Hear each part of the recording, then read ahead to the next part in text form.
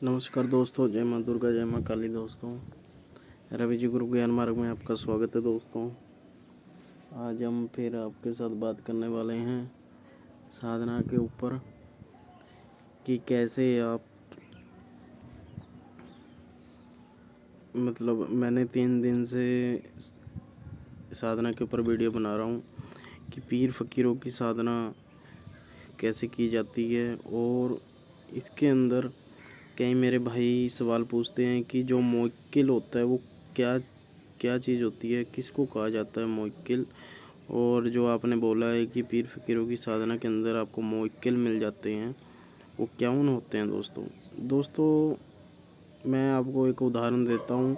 जैसे आप लगा लो, पीर फ़कीरों की साधना कर लेते हो 41 दिन की। जब 41 दिन की साधना करके आप हट जाते हो तो आपको एक मुवक्किल मिल जाता है, यानी कि एक तरह का इंसान, यानी कि आपको एक तरह की, जैसे जो इस दुनिया से चले जाते हैं और वो पीर फ़कीरों की पूरी ज़िंदगी सेवा करते रहते हैं, वो आत्मा में बन के, एक आत्मा बन के वो आपके दुख दर्द सब कुछ सुनते हैं और आपकी जो इच्छा है वो पीर फ़कीरों तक पहुंचाते हैं और आपकी हर मनोकामना पूरी करवाते हैं।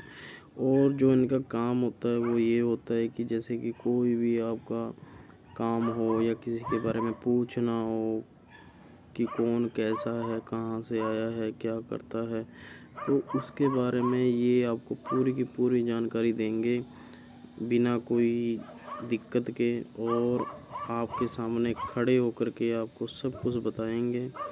और आप अगर चाहो तो आप गद्दी भी लगा सकते हो। अगर आप चाहो तो आप इसमें एक गद्दी लगा करके घर पे लोगों का इलाज भी कर सकते हो। क्योंकि आपने अपनी ज़िंदगी के अंदर जितने भी पीर फ़कीरों को मानने वाले बाबा लोग देखे होंगे, वो ज़्यादातर पीर फ़कीरों के मुवक्किल से बात करते हैं और उनके कहने से ही आपका इलाज करते हैं और आपका जो सच है वो बताते हैं। कि जैसे कि आजकल आपने देखा होगा कि जैसे आप किसी के पास जाते होगे, बाबा के पास, भगत के पास, वो भगत आपको बोलता होगा कि हाँ भाई, तू वहाँ से आया है, ये गली से आया है, ये तेरा नाम है और ये तू काम करता है। यानी कि वो आपका सारा अगला पिछला बता देते हैं कि आप कैसे हो, क्या नाम है आपका। तो आप हैरान हो जाते हो और हैरान हो कर के आप उनको मानने लग जाते हो। तो इसी प्रकार से आप भी बाबा बन सकते हो। आपको किसी की भी ज़रूरत नहीं पड़ेगी। आप एक शक्ति को अपने साथ रख सकते हो और शक्ति आपके हर काम पूरे करेगी। बस आपको महीने में 1 से 2 बार उनको भोग लगाना पड़ेगा, या आपको शुक्रवार वाले दिन, जुम्मे वाले दिन, या फिर आपको वीरवार वाले दिन उनको भोग लगाना पड़ेगा। ठीक है। और अगर आप गद्दी लगाना चाहते हो तो घर में स्थान भी दे सकते हो। तो इसके बाद आपको, जैसे लगा लो आप गद्दी लगा लेते हो, आपको मुवक्किल मिल जाता है, तो ये ज़रूरी नहीं है कि आपका काम ख़त्म हो गया। तो आप इसके बाद माता मसानी की अपना पूजा भी कर सकते हो, साधना कर सकते हो। क्योंकि माता मसानी बहुत ज़रूरी होती है इसके अंदर। क्योंकि जो माता मसानी है वो मसान के कार्य, जैसे कि किसी ने किसी के ऊपर कुछ करवा दिया है, वो जो काटना है वो मुवक्किल काट देते हैं। पर अगर लगा लो कोई ज़्यादा किसी पे मसानी शक्तियाँ हैं, वो माता मसानी ही काटती है। तो इसी प्रकार से जैसे आपने बाबे लोग देखे होंगे, आपको शायद पता नहीं होगा ज़्यादा, मैं आपको बता रहा हूँ। क्योंकि जो ज़्यादा बाबा लोग होते हैं वो मसानी विद्या भी सीखते हैं और मसानी विद्या से इलाज करते हैं। और जो मुवक्किल होते हैं पीर फ़कीरों के, वो सिर्फ़ आपको ये बता देंगे कि ये व्यक्ति कहाँ से आया है और क्या काम करता है, ये क्या कहना चाहता है। तो इसी प्रकार से दोस्तों, अगर आप लगा एक साधक बनना चाहते हो, घर में गद्दी लगाना चाहते हो तो लगा सकते हो, कोई भी दिक्कत नहीं आएगी आपको, कोई भी परेशानी नहीं आएगी। क्योंकि इसके अंदर आपको जो मेन बातें बस ये ध्यान रखनी है, जब आप इसके अंदर 41 दिन की साधना करोगे पीर फ़कीरों की, तो आपको सात्विक तरीके से ही साधना करनी पड़ेगी। ये नहीं है कि आप लगा लो साधना कर रहे हो और अगर आपको इसमें 3 में से 1 टाइम खाना खाना है, ये नहीं है कि जो 1 टाइम आप खाना खाओगे उसमें मीट खाओ, कोई दिक्कत नहीं है। जो हलाल है जो हराम कुछ भी है, जो झटकेगा है कुछ भी नहीं खाना है इसके अंदर आपने। सिर्फ आपने दूध के साथ रोटी खा सकते हो, आप चाय पी सकते हो। यानी कि आप ये एक नज़रिया रख लो कि आप जब आप गद्दी लगाने लग जाओगे, साधक बन जाओगे, आपको मुवक्किल मिल जाएगा, तब भी आप नॉन वेज नहीं खा सकते। क्योंकि देखा गया है जो व्यक्ति नॉन वेज खाता है, कार्य तो उसके होंगे, मुवक्किल भी कार्य करेंगे, पर वो बात नहीं बनेगी जो बात बननी चाहिए।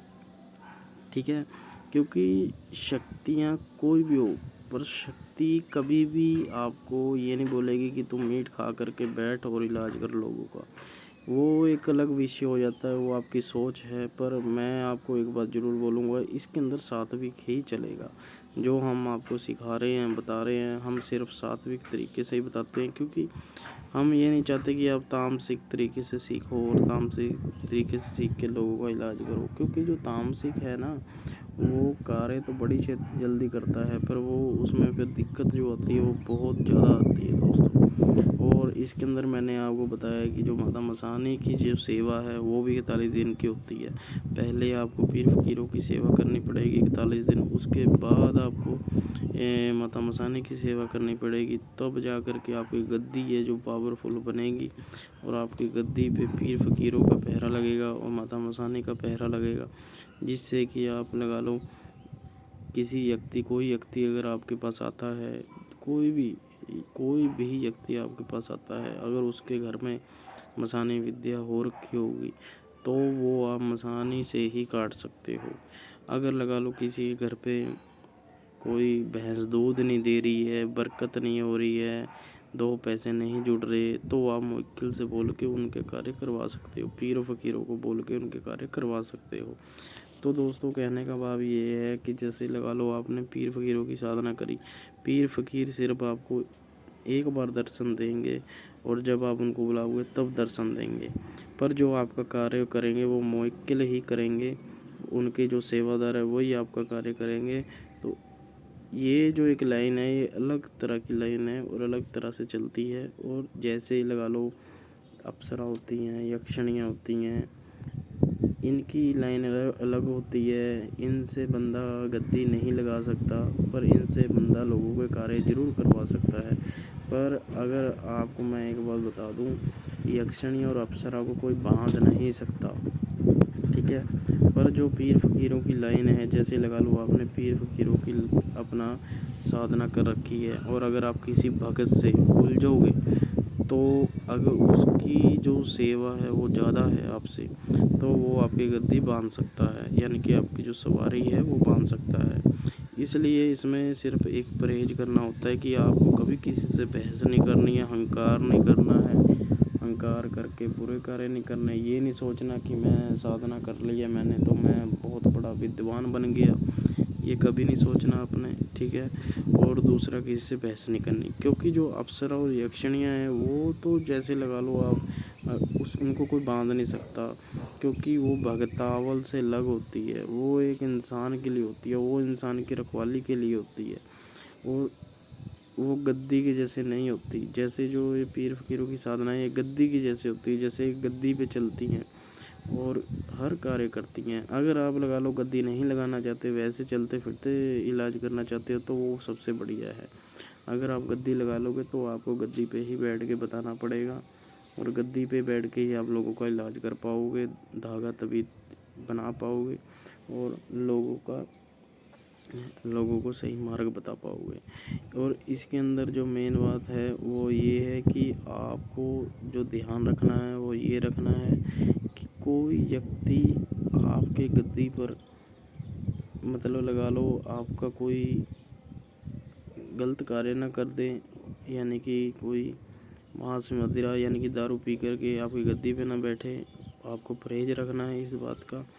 और आपको जब आप लगा लो साधक बन जाते हो, भगत बन जाओगे पीर फ़कीरों की सेवा करके, तो आपको जो चीज़ ध्यान रखनी है वो ये रखनी है कि रात्रि 10 बजे के बाद और सुबह 4 बजे से पहले आपको कोई लगा लो, अगर आपकी शादी हुई है तो आप समझ सकते हो, यानी कि आपको बहुत ज़्यादा परहेज करने पड़ेंगे और आप एक साधक बन जाओगे। और 41 दिन के अंदर जो सबसे ज़्यादा परहेज है वो है आपको ब्रह्मचर्य का पालन करना है। आपको स्त्री को नहीं देखना है और स्त्री से आपको दूर रहना है, ठीक है। और साधना करना चाहते हो तो आप मेरे साथ जुड़े रहो। आज के लिए इतना ही। जय माँ काली, जय माँ दुर्गा।